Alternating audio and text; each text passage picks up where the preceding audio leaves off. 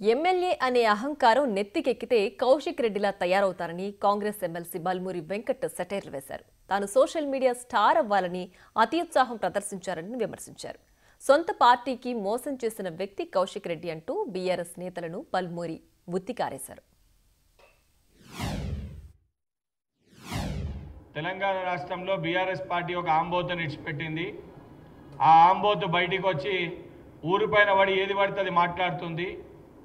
ఆ ఆంబోతు కాస్త పిచ్చి కుక్క లెక్క మారి ఏడ పడితే ఎవరిని పడితే వాళ్ళని తెలంగాణ రాష్ట్రంలో కలిసి ఒక పరిస్థితి ఉంటుందని చెప్పని ఆ రోజు నేను చెప్తే అసలు ఆ రోజే ఈ ఆంబోతుని పిచ్చి కుక్కను అరెస్ట్ చేసి లోపల పెట్టాల్సిన పరిస్థితి ఉండే.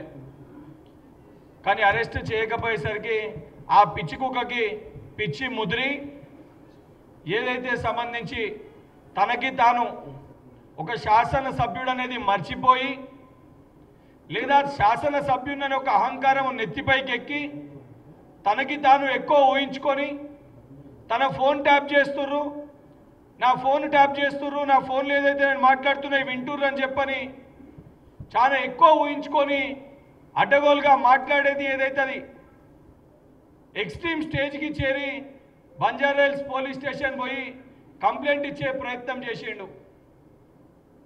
కౌశిక్ రెడ్డిని నేను సూటిగా ఒకటే విషయం అడుగుతున్నా. ఫోన్ ట్యాపింగ్కి సంబంధించి ఏదో కరీంనగర్ కమిషనర్ గారు సిఐలది కాన్ఫరెన్స్ తీసుకుంటలేనని చెప్పి మా మానకొండూరు శాసనసభ్యులు చెప్పారు. అంటే దాన్ని బేస్ చేసుకొని ఫోన్ ట్యాపింగ్ జరుగుతున్నట్టే ఫోన్ కాన్వర్సేషన్ అవుతుందని చెప్పి దాన్ని బేస్ చేసుకొని మాట్లాడుతున్నావు. కనీసం నీకు జ్ఞానం ఉందా నువ్వు మాట్లాడే ఆ విషయంలో? ఏదైతే ఫోన్ ట్యాపింగ్ చేసింది ఎవరో, చేసిన వ్యక్తులు ఎవరో, చేసిన వ్యక్తులేమో చెంచల్గూడ జైల్లో ఉన్నారు, చేయించిన వ్యక్తులేమో పొద్దున్న లేస్తే వాళ్ళకి డ్రైవర్ లెక్క నువ్వు కారు నడుపుతున్నావు, నీ పక్కన కూర్చున్న వాళ్ళే ఫోన్ ట్యాపింగ్ చేయించిన వాళ్ళు.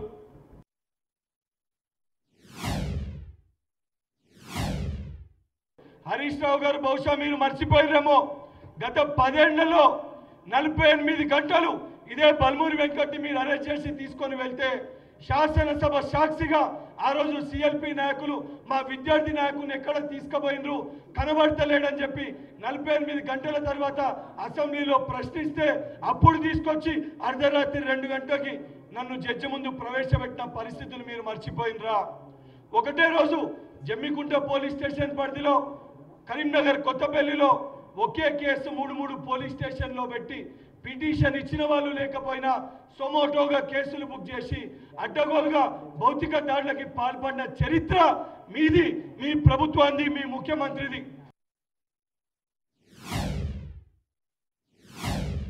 ముఖ్యమంత్రి గారిని ఉద్దేశించి మాట్లాడినప్పుడు ఒక శాసనసభ్యునిగా బ్రోతలెవరో పాస్పోర్ట్ కేసులలో ఎవరు గతంలో చేసిర్రు, ఎవరు దొంగ పాస్పోర్ట్లు చేసిర్రు, అది పోయి ఫామ్ హౌస్లో కూర్చున్న కేసీఆర్ని అడుగు, లేకపోతే హరీష్ రావుని అడుగు చెప్తారు.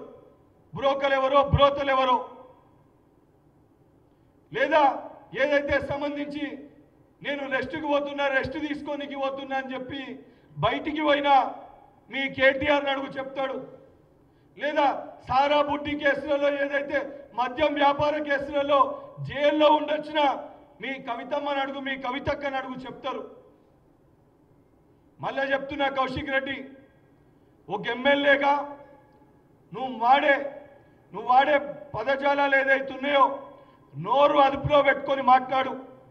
నేను నీకంటే వయసులో చిన్నోన్ని, నేను నీకంటే ఇంకా చాలా బాగా మాట్లాడగలుగుతా. అడ్డగోలుగా వీడో పిచ్చోడు, వీడో కాంబోదు, వీనికి తెలివి లేదు, వీనికి తెలివి మొక్కలు ఉందని నేను కూడా చెప్పగలుగుతా. కానీ ఒక శాసన మండలి సభ్యునిగా యువకున్నైనప్పటికీ కూడా ఏదైతే తెలంగాణ సమాజానికి ఒక బాధ్యత గల కుర్చీలో మనం కూర్చున్నప్పుడు బాధ్యతతోటి వ్యవహరించాల్సిన బాధ్యత మనపైన ఉంటుంది. కాబట్టి ఒళ్ళు దగ్గర పెట్టుకొని మాట్లాడమని చెప్పి కౌశిక్ రెడ్డిని హెచ్చరిస్తూ